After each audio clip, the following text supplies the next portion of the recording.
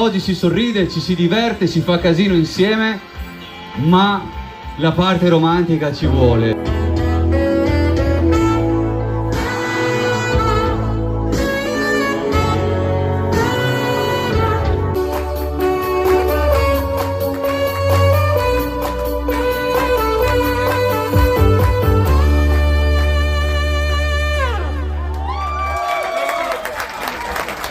Grazie!